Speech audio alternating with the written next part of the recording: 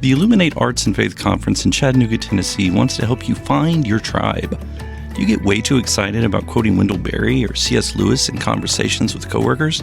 Does your Spotify playlist include hymns, a little jazz, and a whole lot of Andrew Peterson?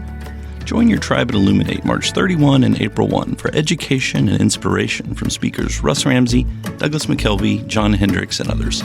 Find a complete list of session topics and ticket information at southern.edu/illuminate.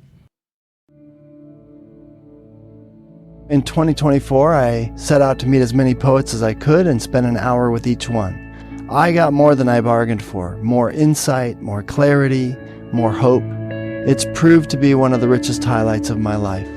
17 writers, 17 deeply human conversations that made me sit up and pay attention. Franz Kafka once said, if the book we're reading doesn't wake us up with a blow to the head, what are we reading for? A book must be the axe for the frozen sea within us.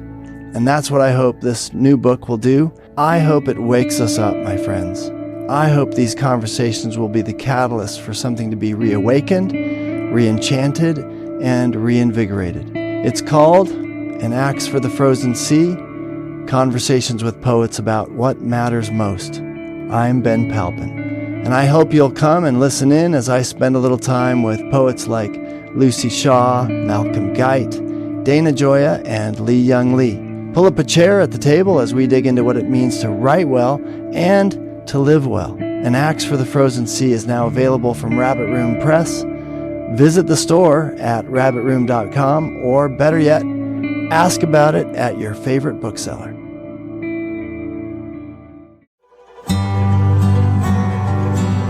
Welcome to the Habit Podcast, conversations with writers about writing.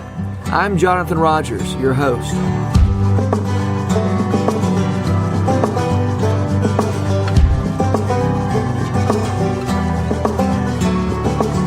Ned Bustard is an artist and illustrator in Lancaster, Pennsylvania.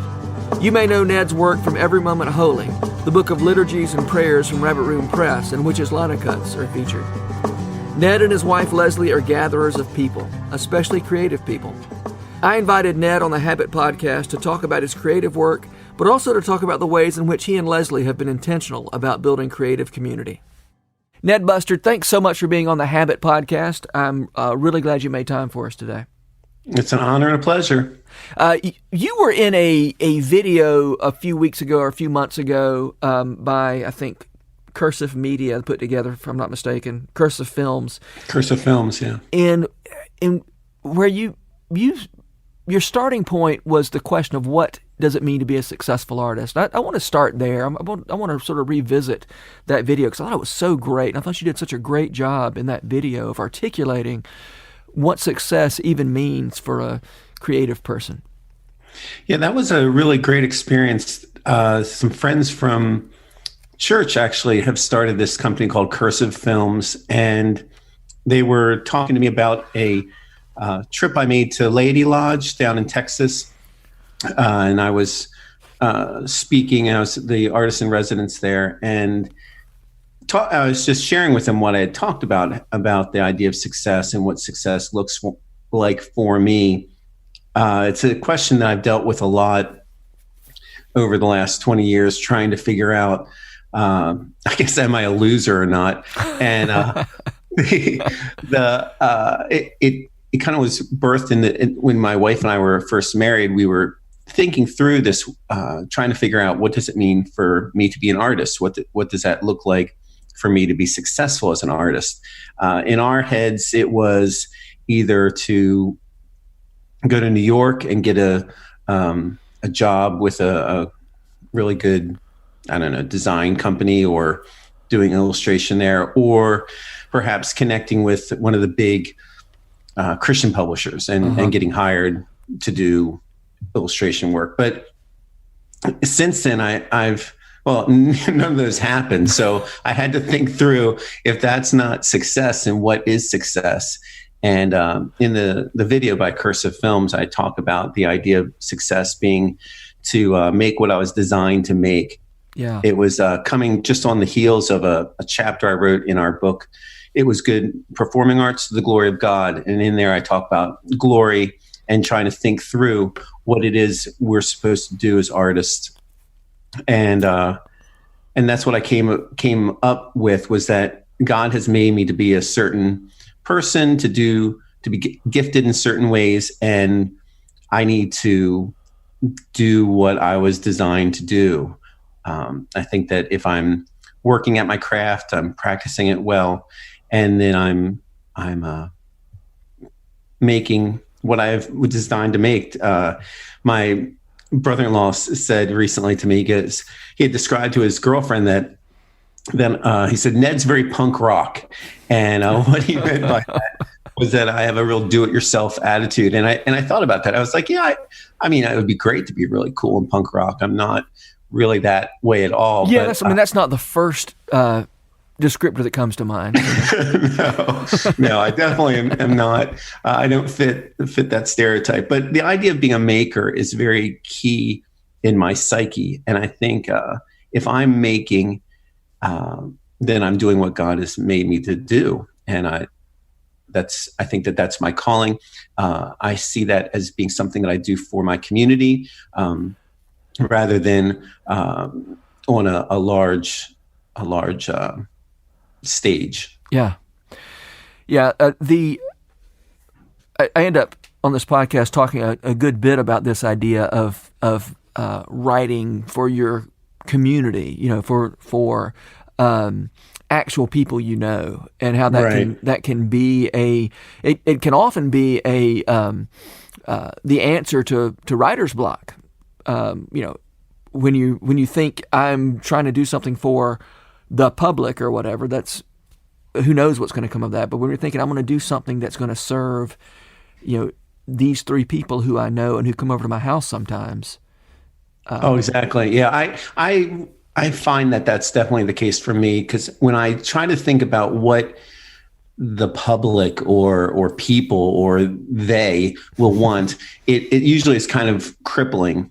But when I think, most of the people who have my artwork live within walking distance of me. So I know what the work will look like on their walls. When I think about what I'm going to make, I make it in a size that can fit a frame that they can buy at their local craft store, and that's going to fit on their walls, not on some kind of crazy big New York apartment wall. Although I can't say I believe you when you say that most of your art is within walking distance. I mean, you've made a lot of books, and those are all over the place.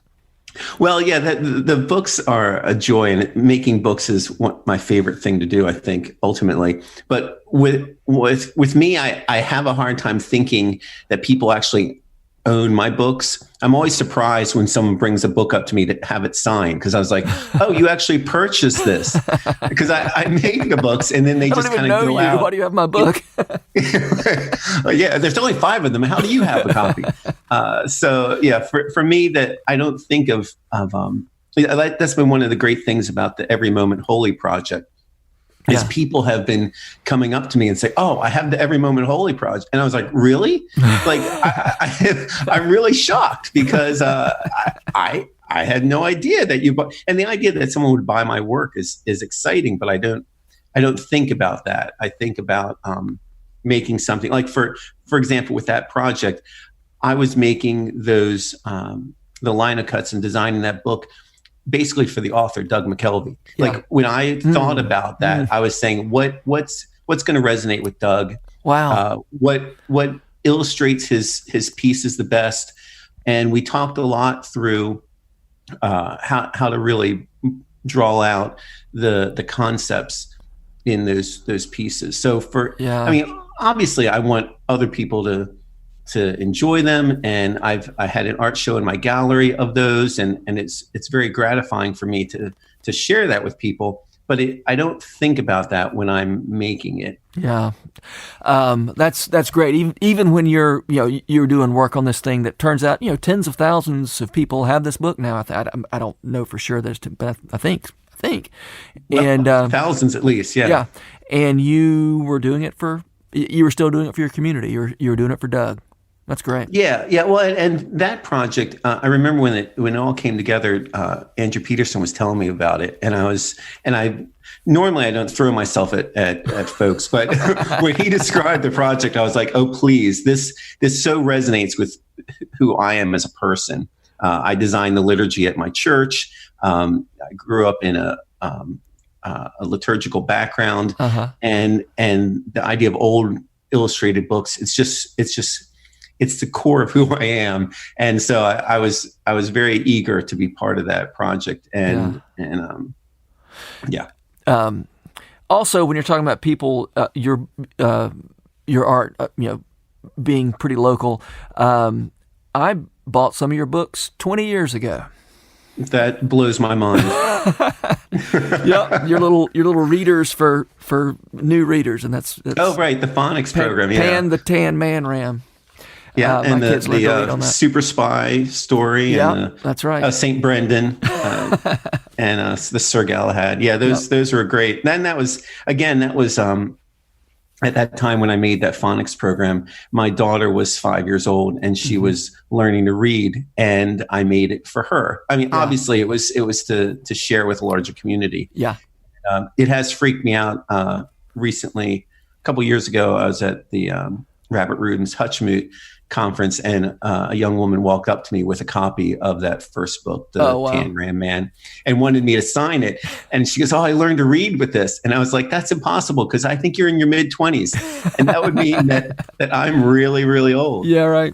Yeah. So I want to talk about your community. We've been talking about community. Right. So you're from Lancaster, Pennsylvania. I live there now. Yeah, I'm from the Philly area. Okay. With Lancaster, it's a very much of a Mennonite Amish community.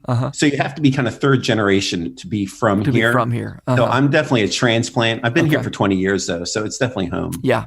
So I want to understand what's going on in Lancaster, Pennsylvania, because there's I live in Nashville. There's obviously a pretty vibrant, creative community in Nashville, but we've got a good excuse for that. We've got a music industry here, and we've got several publishing houses, and people kind of congregate here to make a living. But every time I turn around, there's something going on in Lancaster, something interesting. Whether that's you mentioned your filmmaker friends and the things you and Leslie are doing that are so interesting, whether that's books or art or podcasting. What's going on? I mean, can you? And one reason I ask is I often hear people, especially people connected with the Rabbit Room, will say, "Oh, it's." They think of Nashville as some sort of Shangri-La for creative people. Like, how can we do this? And I'm like, well, don't know how to answer that question. And one thing is maybe get a music industry and a few publishing houses in your town, and that will attract some creative people. But certainly wouldn't help. Or wouldn't hurt. But there's a very vibrant creative community in your town. And I don't know the extent, and also I don't understand, is this because the Bustards have somehow, put this together, or so? Yes, that's my story, and I'm sticking with it. It's all because of us. No, actually, I often think no one really knows what I'm doing here, that I'm working in anonymity when it comes to being in Lancaster. It's been kind of interesting for us. Like I said, I'm from the Philadelphia area. My wife's from Wilmington, Delaware. We met at college up here and just stuck around. Back then, Lancaster wasn't really as creative, I guess, as it is now. Yeah. And we've really seen that renaissance in the last 10 to 20 years. There's a large Christian music scene here. There's also what do you Christian mean when you theater. say scene? What is scene? Well, there's a large Christian music radio, and then like I was back in the 90s, I was the art director for a Christian music magazine called Noteboard. It was for alternative music, rap, metal, kind of fringe things, and they've had large festivals, music festivals here. So there's that aspect, but I honestly don't know what is making Lancaster work. The city itself has, as I said, has been really going through a renaissance of late, the last decade or so. And some of that was, I believe, the art galleries. We had a section called Gallery Row, and there was the First Friday art events, and those things have really blossomed. And we've had different. There's the oldest opera house is in the country is in Lancaster. Oh, so really? there are these things, and we've got different venues. But I think that the area, my daughter lives in Brooklyn, and I feel like there's a similarity between Lancaster and Brooklyn, that there's this just growth, life, young people coming together and wanting to be creative and just kind of rooting themselves here. I think that there's a good work ethic here, but basically there's been it's just a fertile place in more ways than one. Yeah. I mean, I've heard Brooklyn referred to as the Lancaster of New York. No, exactly. So do you have any advice for people who are looking to build creative community where they are? Yeah, for us, it was the idea of just being rooted and investing in where you are. Leslie and I like that song by Sarah Groves, I Want to Add to the Beauty. Yeah. And that really has been kind of a mantra for us.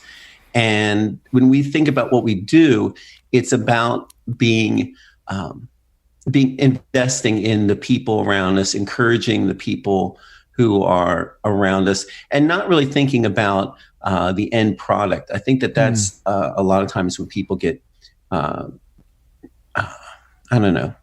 strangled or creatively constipated. It's because they're trying to generate a certain product at the end of the process. And for us, we just wanted to add beauty and to encourage people. I have an art gallery here in town that when I started it, I thought, I'll sell artwork and this thing will just keep going because people are buying the artwork. But my gallery focuses on contemporary art that's kind of inspired by the Christian faith. So it's contemporary art, so people don't want to buy it, and it's Christian, so people don't want to buy it.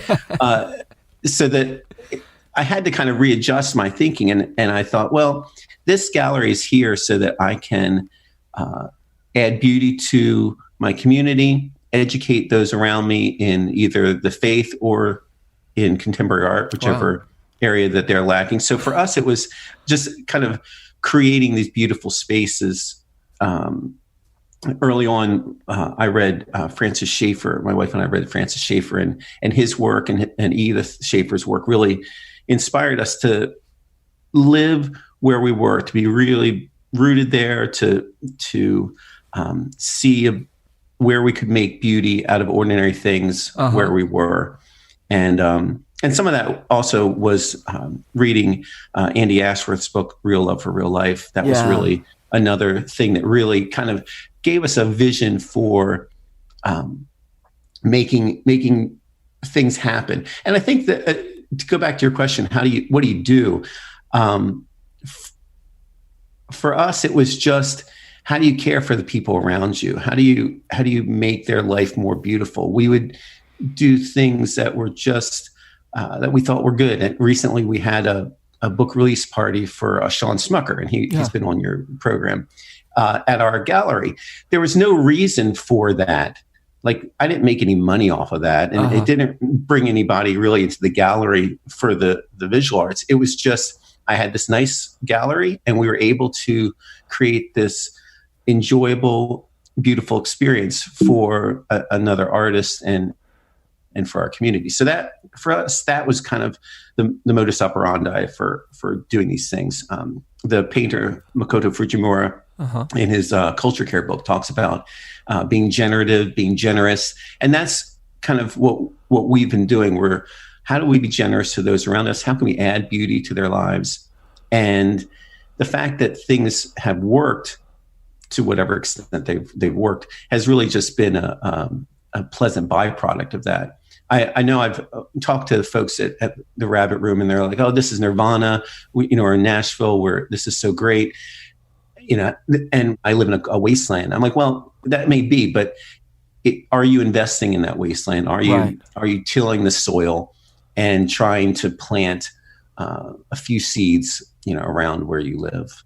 So can you talk to me about a few ways that you and Leslie have planted seeds? You've mentioned your gallery. You've mentioned that you've used the gallery for events like Sean's book release thing.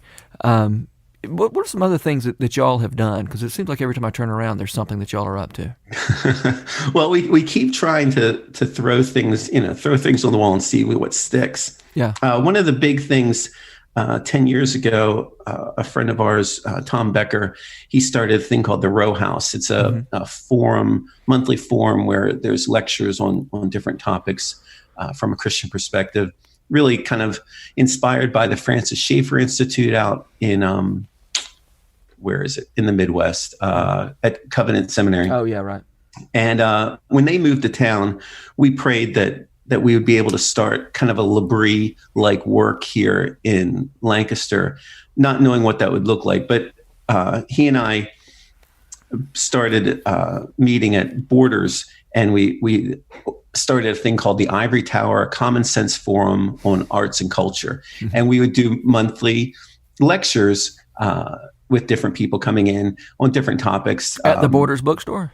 At the Borders bookstore, yeah, may it rest in peace. It was, we had there was all kinds of things. We did lectures on modern art and baseball and sex. I did a lecture on Harry Potter, why Draco Malfoy is my hero, which was a whole other thing.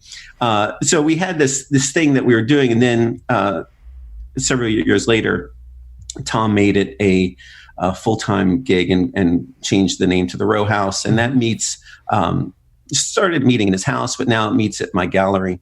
And so for us, that was a really great thing to do. It's just creating a venue where we can invest in those in our community who have something to say, and also bring big ideas in for folks. Yeah. Are your speakers all local for that?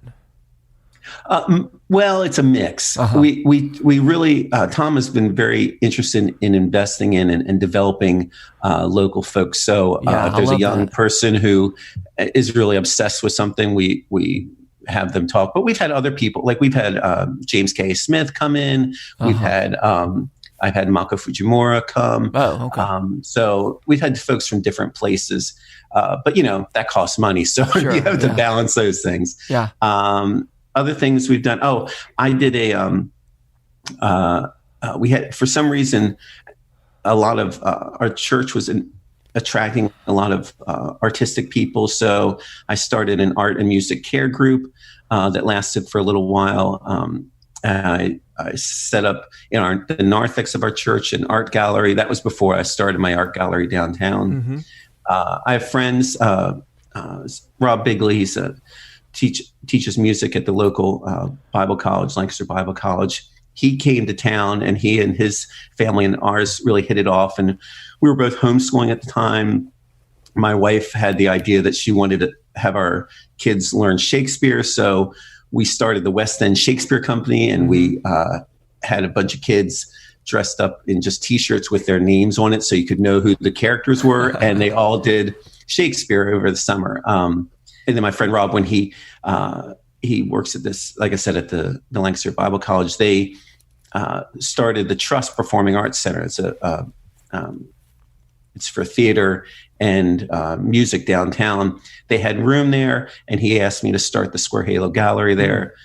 So it was just, again, these are things that just are trying to bring beauty into our community. Yeah. So those are a couple of other things that we've done. Well, I'm loving hearing this, and I love the way that you're just putting your money where your mouth is, investing in this local community. You didn't mention anything that failed, but one suspects you have tried plenty of things that were just a complete bust. Is that fair to say? No, I was trying really hard to make all that sound super successful and effortless. Yeah, But again, I mean, what is success? Is, you know, if it's loving your neighbors, and serving your community, even Absolutely. things that don't, you know, have a longer life, they're not failures. Yeah, well, and the other thing is to see that there are things that have a lifespan. It doesn't mean it's a failure. Yeah. You know, sunflower has a lifespan, Yeah. but you don't say, well, at the end of the season, you're a real failure because you only lasted for, you know, a couple months. Like, but we look at it that way, and also, and I said this in the Cursive Films video, that we attach monetary values to things. Right. So there has to be a monetary, and I think once you take money off the table, it frees you up to do a lot of really creative and life-giving things. Yeah, I mean the art gallery in my church, that doesn't exist anymore. That lasted a little while, but then, you know, some people were like, "Well, I don't like coming to an art gallery. I want to come to a church." I'm like, "Well, there's no. I'm not stopping you from worship. It was just a couple pictures hung up in the narthex. Like you just walk through it, close your eyes, it'll be fine." But you know that ended up not working. I mean, ultimately, it worked for a while, and it was lovely, but it had a lifespan. The West End Shakespeare Company that the Bigleys and the Bustards we did 2 or 3 shows. It's still on Facebook, but it doesn't exist anymore. It doesn't mean that it's not good. The kids still talk about, you know, when, you know, because we would, like I said, we had T-shirts. There was color coded. Everyone had their names, and they still talk about, you know, when they played that character, this character, and the good times that they had. Yeah. Well, you know, I know people want to, you know, find their people, or they want to plug into something, but as the Bustards have demonstrated, you know, it's largely a matter of not finding it, but making something that people. Oh, absolutely. Yeah. You know, as you make something and put it out there, people find you.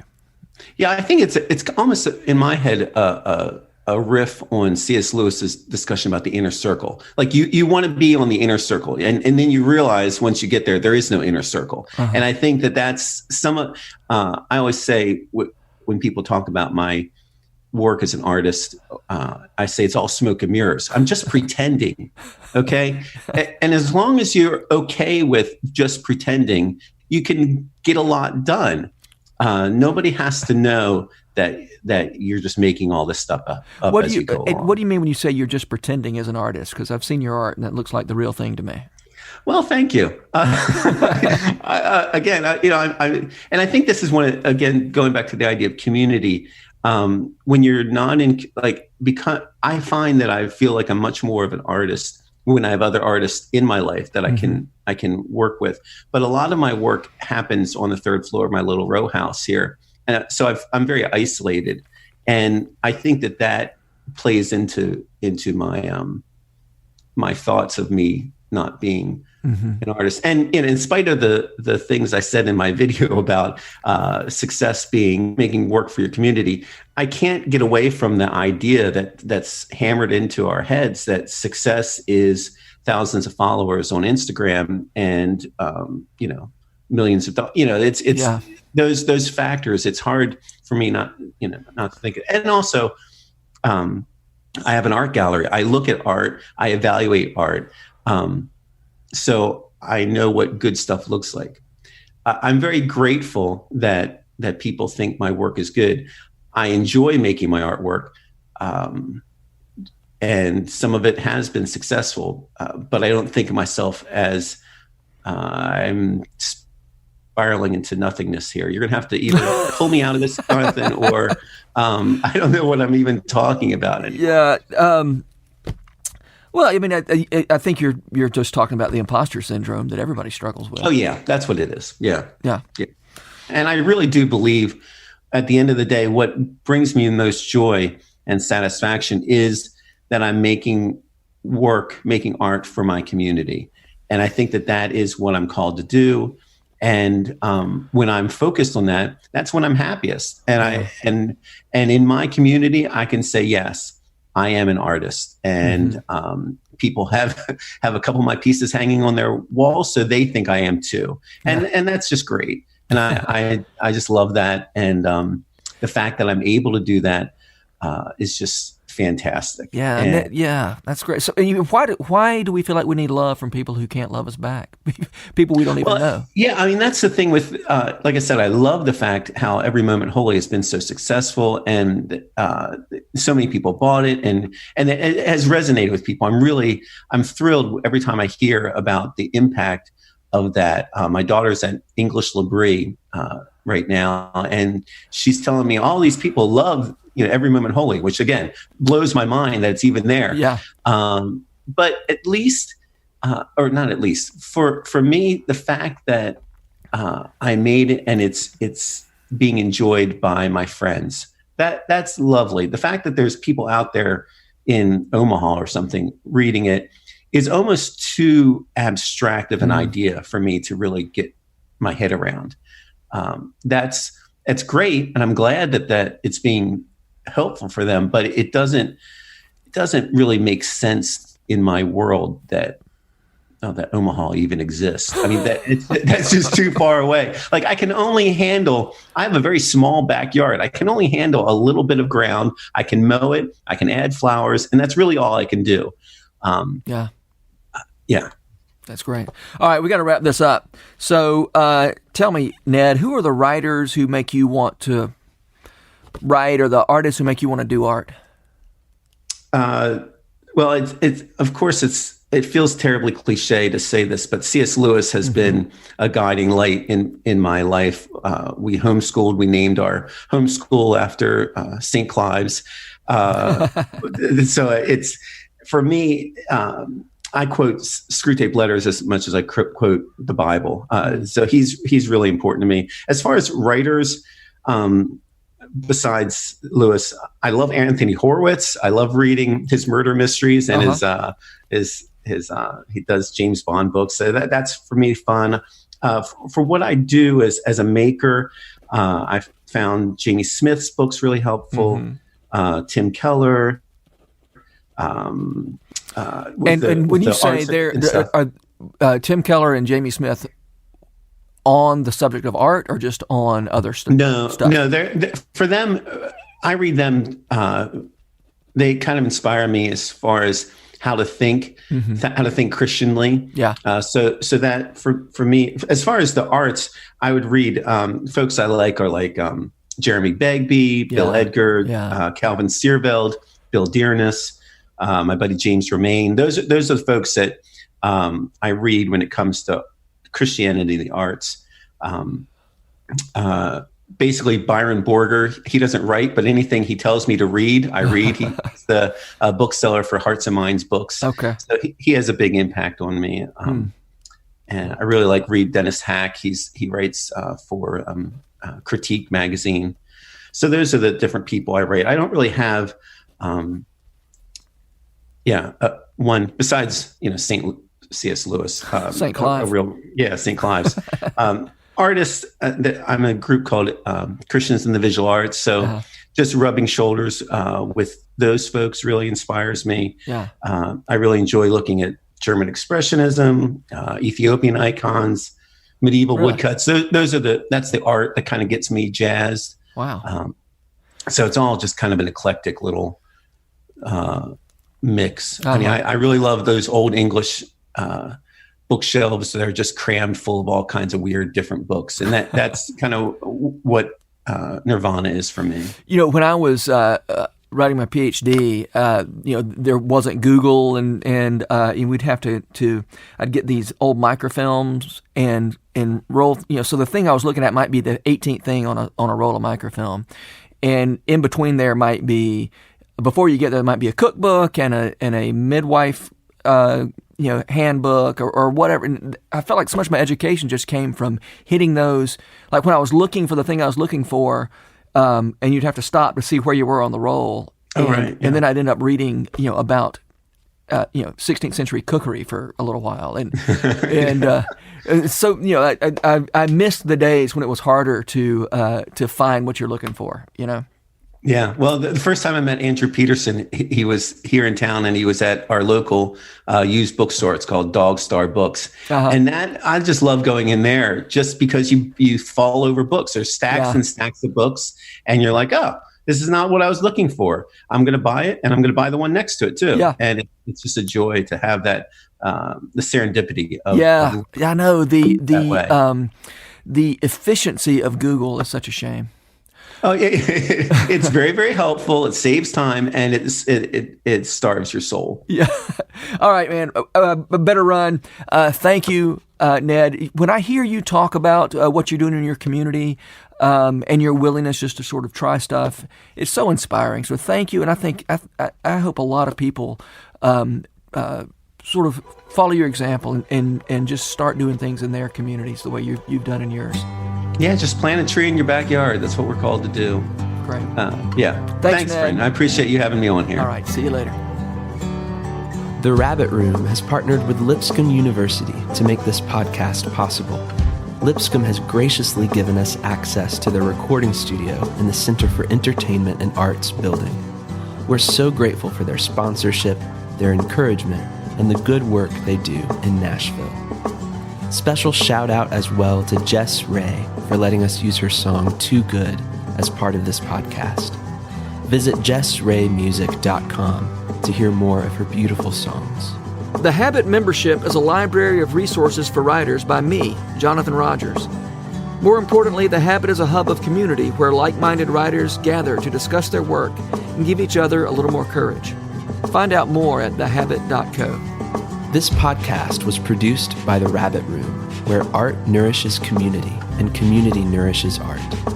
All our podcasts are made possible by the generous support of our members. To learn more about us, visit rabbitroom.com, and to become a member, rabbitroom.com/donate.